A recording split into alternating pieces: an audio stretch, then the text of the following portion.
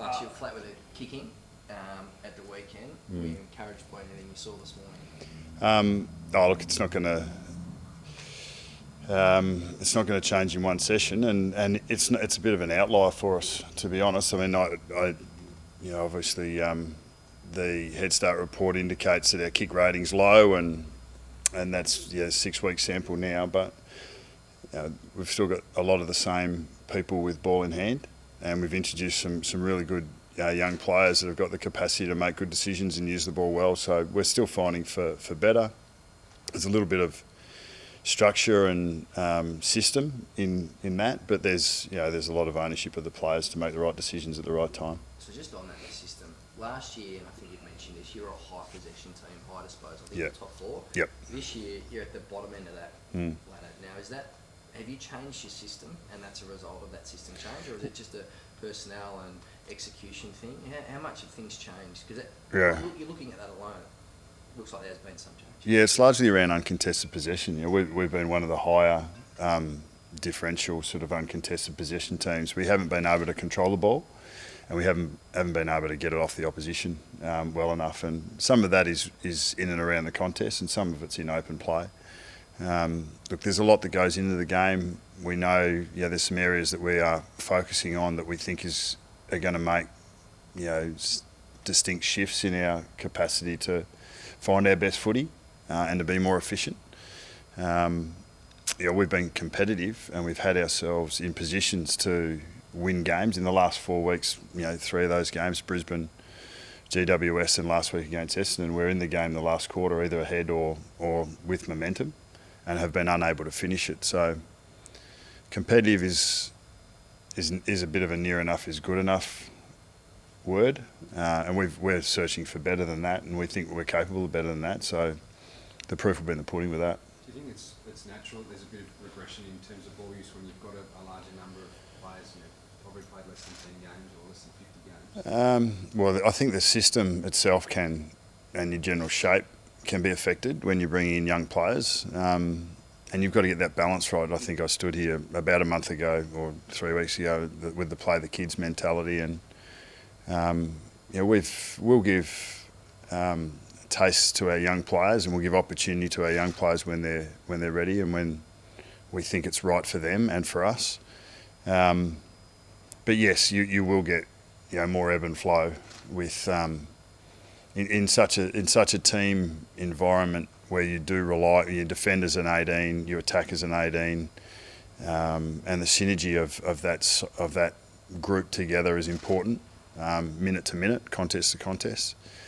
But that's not to say that the young blokes are the ones that fall away. Sometimes it's a hard game. Sometimes a senior player with great experience is out of shape or out of role, and that affects the rest of the team. So that's the coach's job. That's my job.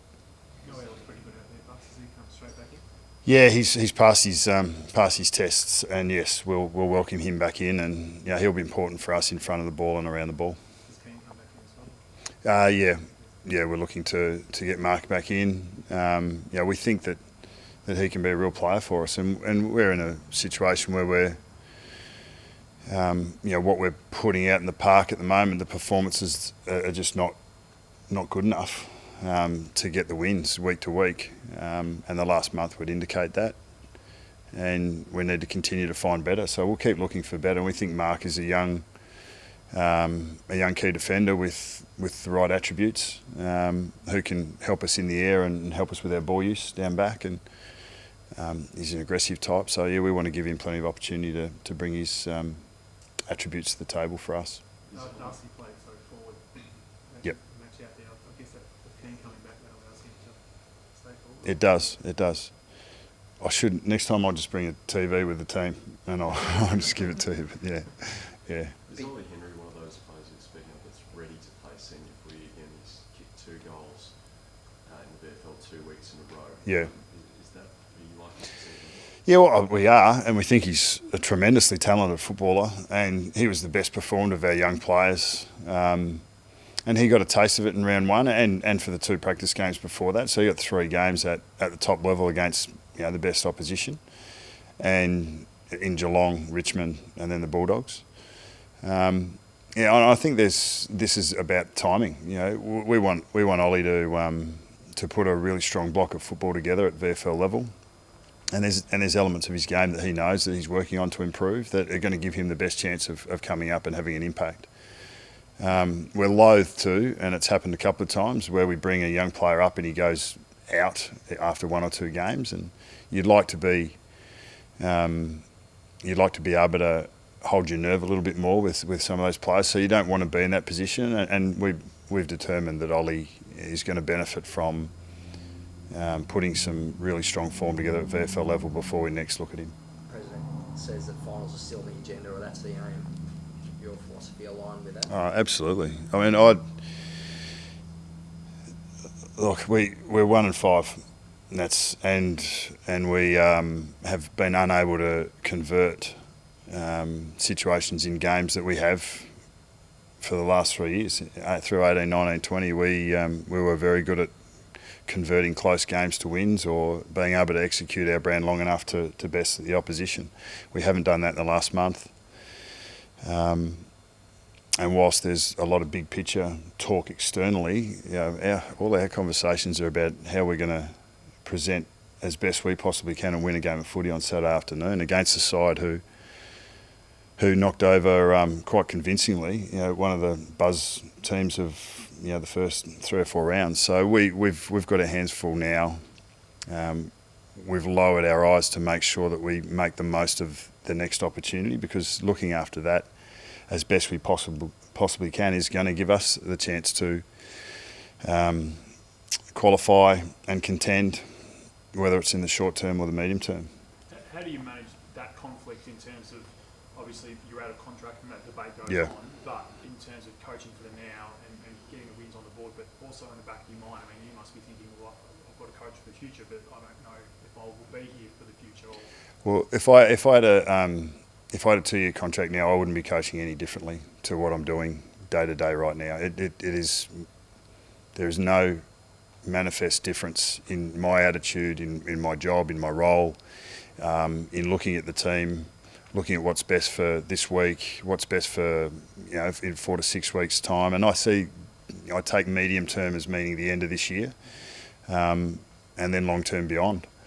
You know, our list profile is you know, forcing our hand in many ways, and that's a position that we knew that we were going to be in. You know, we've had a few injuries to first choice players in the last 2 or 3 weeks, and it's providing opportunity for young blokes to come up. We don't have the depth of experienced AFL talent over an extended period of time, so it's a great opportunity for our young boys, and that's where we are, and that's not to undermine or diminish or to try and put a cap on what we're capable of. The last thing I'm going to do as a coach is to cap what we're capable of, and not listening to futures that are yet to come to pass in a dire sense is part of that. We've got to go to work and do what we can do day by day and control what we can control to be able to perform. Is it rebuild, Nathan? Sorry? Rebuild's a word that's being used. Is this a rebuild? Well, there are no clubs that aren't rebuilding. What Everyone's trying to get better. on the spectrum, where do you fit, do you think? I didn't realise there was a spectrum. Are you on the spectrum? Look, we all love labels. It makes it easier to understand.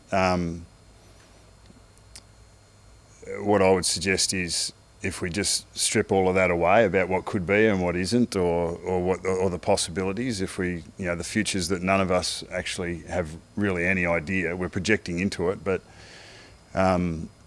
if we strip all of that back, you know, we've been a competitive team, regardless of list profile, regardless of where we've been in the last 3 years and where we project to be in the next 3 years. We've got an opportunity to win games of footy with who we've got here and now, so that's what we'll focus on. If we were, you know, we're looking back in the past, but if we'd been able to convert a couple of those opportunities, the conversation would be different. and we wouldn't be in any different situation with our list profile or the capacity that we have going forward. We've just got to make the most of what we've got right now. That being said, in terms of projection, do you think there is any benefit of more surety in terms of what the future holds from a club point of view, or from how the players, having some surety about what the future looks like? The surety players want is what's my role, what's my responsibility, and where can I impact? That's the surety that the players want. They're not lifting their eyes beyond the next training session, the next meeting, the next opportunity. And I know that because I was there for a long time. You really are laser focused and tunnel visioned on getting the most out of your next opportunity. And we speak about that often. And we're no different to 17 other clubs who'll be doing that. I'm pretty sure Bulldogs in Melbourne will be trying to avoid the external conversation or projecting too far forward and focusing on their very next game. And that's our process, and that's what we'll continue to do. Well, You've got a guts. Maybe had a guts for this. Nathan. Go again, mate. I'm to the 12:30, but that's it. You got 15 more minutes. That's good, mate. Beautiful. The club's got a big decision. But clearly you've got a decision to make as well. Yep. Where this is, Yep. you're going to spend your whole life in footy or Yep. do whatever. Yep. When do you make that decision? And can you, is that an ongoing process? Like, are you thinking about that sort of stuff now? I know we go on about it, but are you starting to think about that now? When does that happen? No. Do I want to continue? The short answer is yes. Do I want to coach? Yes. Beyond this year? Yes. At this club? Yes. But as we've been really consistent with, and there still comes questions with it, is that we'll have that conversation in the back half of the year. That's what I want to do, because regardless of what I think I want to do for Nathan Buckley, the only thing that matters is what's best for the Collingwood Footy Club. Yeah, but you decide your own future too. You've got a part to play in that. Yeah, and every day that I'm here, and our performances or otherwise, or our growth or otherwise, the connection of the playing group or otherwise, the environment of the football department is going to be part of determining whether I'm the best person to be at the helm in the senior coach. Now, there's plenty of other leadership roles, there's plenty of other impactful positions in a football club, in a football program that makes a difference. The one that gets scrutinised heavily is my role as a senior coaching role. And I understand that, but whatever transpires, when we sit down and have that conversation, it's probably going to be 2/3 of the way through the year, on the other side of halfway, will be about what's best for the football club. And there's plenty of water to go under the bridge that is going to give us more information, more information on what the best course of action that the club can take going forward. Do you see yourself as a career senior coach, perhaps? Like if you weren't coaching here, would you? Once again, I mean, they're bigger picture conversations, and they're ones that I'll probably have with a couple of mates over a couple of beers, maybe once a year. Not one that I'm generally going to have with the world. But I really enjoy and am passionate about my role. I love this club, clearly, and I want to see it prosper and do well. And I've got a real passion and desire to contribute to it as best I possibly can. And I'm doing that now. And as I said, when we get to that point later in the year, Mark Anderson's been consistent with it, Mark Corder, Graham Wright, Paul Acuria and Pete Murphy, who are the football directors on the board, will be involved in having that conversation when the time is right and when time comes to pass, and the best prospects for the club will be considered. Is there anything from the 2017 side of all this process that you can maybe lean on now? I mean, you've sort of been through this. Yeah, and it doesn't mean that the same decision is the right decision for now, 4 years on. At that time, the environment was pretty dire. We hadn't made finals for 3 years, and we were ultimately to miss for the 4th year. We were transitioning out of a list and a team and a squad that had played in grand finals in successive years, a prelim in 12. An early exit in 13, and we're in a period where we were, turning over from that list of contention into the next list of contention. And we were in a grand final in 18, a prelim in 19, second week exit last year, we've made aggressive moves with our list to regenerate on the go. And as I said, that's not to cap anything that we're capable of in this season, but we're in the business of staying as competitive as we can and contending as often as we possibly can, and we're not giving 21 up in that regard. Does it feel like a bit of Groundhog Day for you, like getting tasked week after week? Only when I stand in front of these microphones for you boys. But look, I've been a senior coach for 10 years. I've had hard days and I've had enjoyable days. I think the former outweighs the latter. But look, if I didn't have a passion for it, you wouldn't be able to do it any further. My drive comes from seeing young men make the most of their opportunities and providing an environment for them to do so, and then giving them the freedom and the belief to be able to go and explore that for themselves. And I feel very fortunate to be able to do that. And it gives me great energy when I come into the football club and have that responsibility, but the opportunity that comes with it. Are you still loving it as much as you were 10 years ago? So you've been through this, you said twice before, you're still loving it as much? Oh, I reckon 10 years ago I probably wasn't as conscious of what was going on around me. I think when you first start in a caper, and I don't know if you go back and have a look at 12 and 13, there was a bit of external dialogue going on at that point as well. So there was a bit happening, and footy managers weren't sitting in the chair for quite as long or consistently as I would have liked. And in the end, when I look back, they were hard yards. So I'm not sure if enjoying it was probably the word on reflection. Enduring it was definitely the way. But no, I do have a great passion for it. I enjoy it. As I said, I feel very fortunate to be in the role, but there's a responsibility and an accountability that comes with it. And I'm big enough and ugly enough to understand that. Cheers. Thanks, guys.